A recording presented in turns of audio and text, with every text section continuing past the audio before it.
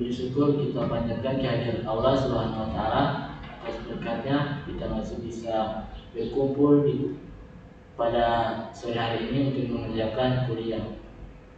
Yang saya hormati dosen pengampu Bapak Nasaruddin SE MM, dan kami dari kelompok 1 akan mempresentasikan tentang makalah kami yang berjudul Operasi dan Produktivitas. Dan kali ini saya tidak sendiri, saya ditemani oleh teman saya. Materi pertama ada Nuraini Lukman, materi kedua ada Karina Rahman. Baik, kita masuk pada perbedaan antara produksi dan produktivitas. Produksi adalah suatu kegiatan untuk menciptakan atau menghasilkan menambah nilai guna terhadap suatu barang atau jasa untuk memenuhi kebutuhan oleh orang atau badan, atau yang biasa disebut produsen. Produktivitas merupakan istilah dalam kegiatan produksi sebagai perbandingan antara iuran output dengan masukan input. Perbedaan antara produksi dan produktivitas. Produksi dapat diukur dalam berbagai satuan seperti unit barang, jumlah jam kerja, atau nilai moneter. Di sisi lain, produktivitas merupakan ukuran efisiensi dari proses produksi. Ia mengukur rasio antara output dengan input. Pentingnya meningkatkan produktivitas. Dalam dunia bisnis yang kompetitif, peningkatan produktivitas menjadi kunci utama untuk mempertahankan daya saing. Hal ini akan meningkatkan profitabilitas dan kepuasan pelanggan. Faktor-faktor yang mempengaruhi produksi dan produktivitas. Yang pertama ada faktor input, kualitas dan kuantitas bahan baku, tenaga kerja terampil, teknologi yang canggih, dan akses terhadap modal.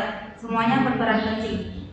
Faktor proses, efisiensi dan proses produksi, manajemen inventaris yang efektif, dan pengendalian kualitas yang ketat akan meningkatkan produksi dan produktivitas. Ruang lingkup manajemen. Yang pertama ada seleksi dan rancangan atau desain hasil produksi. Yang kedua seleksi dan perancangan proses dan peralatan. Yang ketiga pemilihan lokasi dan site perusahaan dan unit produksi. Yang terakhir rancangan tata letak dan arus kerja atau proses. Kita masuk pada strategi produksi dan operasi serta pemilihan kapasitas. Yang pertama penyusunan rencana produksi dan operasi. Yang kedua perencanaan dan pengendalian persediaan dan pengadaan bahan. Yang ketiga pemeliharaan atau perawatan mesin dan peralatan pengendalian mutu. Yang terakhir manajemen tenaga kerja atau sumber daya manusia. Ruang lingkup produktivitas. Berdasarkan tingkat besarnya unit yang dibahas produktivitas dapat dibedakan menjadi 4 ruang lingkup. Yang pertama produktivitas skala nasional. Yang kedua, produktivitas skala industri. Yang ketiga, produktivitas skala perusahaan. Dan yang terakhir, produktivitas tenaga kerja dalam unsur-unsur produktivitas. Berikut beberapa pengertian efisiensi dari beberapa literatur. Efisiensi adalah ukuran yang menunjukkan bagaimana baiknya sumber-sumber daya digunakan dalam proses produksi untuk menghasilkan output. Efisiensi merupakan ukuran produktivitas terhadap tenaga kerja, work center, departemen, ataupun skala perusahaan yang diukur dengan menggunakan rasio dan standar produksi per jam terhadap jumlah jam kerja. Baik, materi selanjutnya akan dilanjutkan oleh teman saya. Baik, terima kasih. Saya akan melanjutkan materi berikutnya yaitu produktivitas faktor tunggal. Produktivitas faktor tunggal adalah pendekatan yang digunakan untuk mengukur efisiensi pengguna satu jenis input dalam proses produksi. Meskipun mudah dipahami dan dikembangkan, pendekatan ini sering kali menyesatkan karena mengabaikan input lain yang digunakan dalam proses produksi.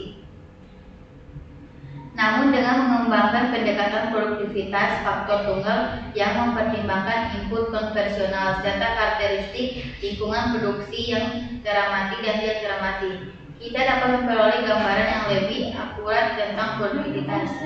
Yang pertama yaitu pentingnya produktivitas dalam perekonomian. Produktivitas yang tinggi merupakan pilar fundamental dalam perekonomian yang kuat. Peningkatan produktivitas faktor tunggal atau DFPP, seperti peningkatan keterampilan tenaga kerja atau teknologi yang lebih canggih dan produktivitas multifaktor, yang mencakup faktor-faktor seperti inovasi dan efisiensi organisasi, sangat penting untuk pertumbuhan ekonomi.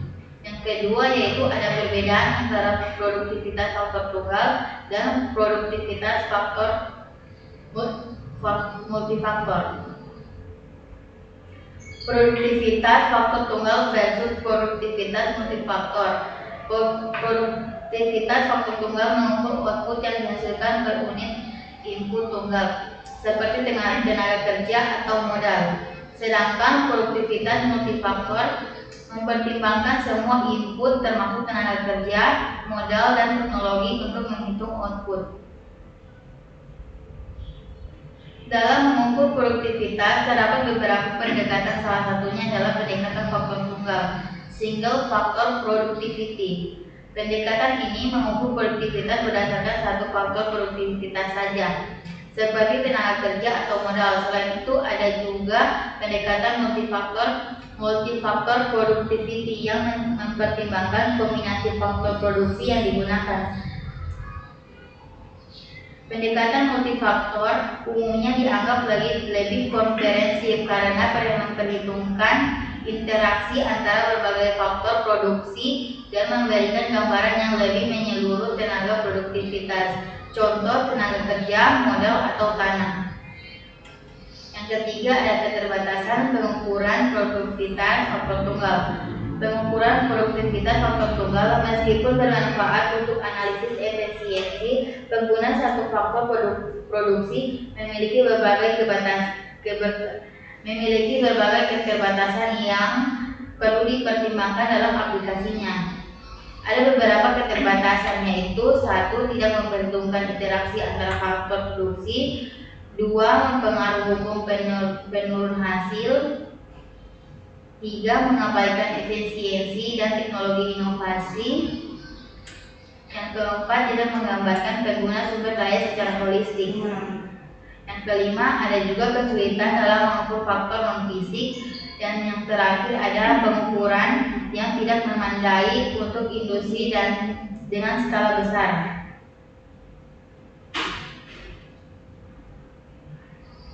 Ada juga efisiensi operasional. Produktivitas faktor tunggal memungkinkan perusahaan untuk mengevaluasi efisiensi menggunakan faktor produksi tertentu. Misalnya, jika kita menilai produktivitas tenaga kerja, maka kita dapat mengetahui banyak faktor output yang dihasilkan per unit waktu kerja. Dengan informasi ini, perusahaan bisa memaksimalkan pengguna sumber daya yang tersedia. Pengambilan keputusan yang lebih baik. Keputusan yang lebih tepat terkait dengan pengguna sumber daya, misalnya jika produktivitas tenaga kerja atau modal menurun, perusahaan dapat memutuskan yang lebih efisiensi. Adapun identitas progresi, identifikasi potensi perbaikan inovasi. Adapun juga itu ada perencanaan sumber daya yang lebih akurat, yaitu dengan data produktivitas yang akurat, perusahaan dapat merencanakan kebutuhan sumber daya di masa depan dengan lebih baik. Ini akan mengurangi pemborosan atau kekurangan sumber daya yang dapat menghambat proses produksi. Contohnya, jika perusahaan mengetahui bahwa produktivitas faktor tunggal atau produktivitas faktor modal mengalami peningkatan, maka dapat merencanakan untuk memperluas fasilitas produksi atau membeli peralatan tambahan yang dapat mendukung output yang lebih besar tanpa takut terjadi overinvestment. Baik, selanjutnya saya akan serahkan kepada pemateri ketiga, yaitu Anjar. Baiklah, terima kasih. Saya akan melanjutkan materi ketiga, yaitu produktivitas multifaktor. Pengertian produktivitas multifaktor. Produktivitas multifaktor adalah ukuran seberapa efektif sebuah perusahaan atau pabrik dalam mengubah input sumber daya menjadi output barang jadi. Ini mencakup efisiensi, efektivitas dan kualitas dalam proses produksi. Semakin banyak produk yang dihasilkan dengan sumber daya yang sama atau semakin sedikit sumber daya yang digunakan untuk menghasilkan jumlah produk yang sama, maka produktivitasnya semakin tinggi. Faktor-faktor yang mempengaruhi produktivitas multifaktor. 1. Adopsi teknologi, yaitu penggunaan teknologi seperti perangkat digital dan broadband dapat meningkatkan efisiensi dan produktivitas. Yang kedua, keterampilan tenaga kerja, yaitu keterampilan dan kemampuan bekerja sangat penting dalam memaksimalkan output modal teknologi. Yang ketiga, investasi modal adalah kualitas dan jenis modal yang digunakan dalam proses produksi seperti mesin dan peralatan memengaruhi produktivitas. 4. Lingkungan industri dan kebijakan, yaitu kondisi ekonomi, peraturan pemerintah, dan persaingan industri dapat mengaruhi produktivitas perusahaan. Yang keenam, keterampilan tenaga kerja. Tenaga kerja yang terampil dan berpengetahuan mampu memanfaatkan teknologi dan modal secara optimal, sehingga meningkatkan produktivitas. Yang ketujuh, inovasi dan penelitian dan pengembangan, yaitu inovasi yang berkelanjutan dalam proses produksi dan pengembangan produk baru dapat meningkatkan daya saing dan produktivitas. Yang kedelapan, faktor eksternal adalah selain faktor-faktor di atas, produktivitas juga dipengaruhi oleh faktor eksternal seperti kondisi ekonomi, permintaan pasar, dan tren industri. Keunggulan produktivitas multifaktor. Keunggulannya: 1. Lebih komprehensif. Produktivitas multifaktor memberikan analisis yang lebih menyeluruh dengan memperhitungkan semua faktor produksi yang relevan. Hal ini memberikan gambaran yang akurat tentang efisiensi perusahaan secara keseluruhan. Kedua, mengukur pengaruh teknologi dengan pertimbangan lebih banyak variabel. Produktivitas multifaktor lebih baik dalam menangkap dampak dari perubahan teknologi dan inovasi dalam proses produksi yang seringkali tidak ditangkap oleh produktivitas faktor tunggal. Yang ketiga, menangkap kompleksitas produksi. Proses produksi seringkali melibatkan interaksi yang kompleks antara berbagai faktor.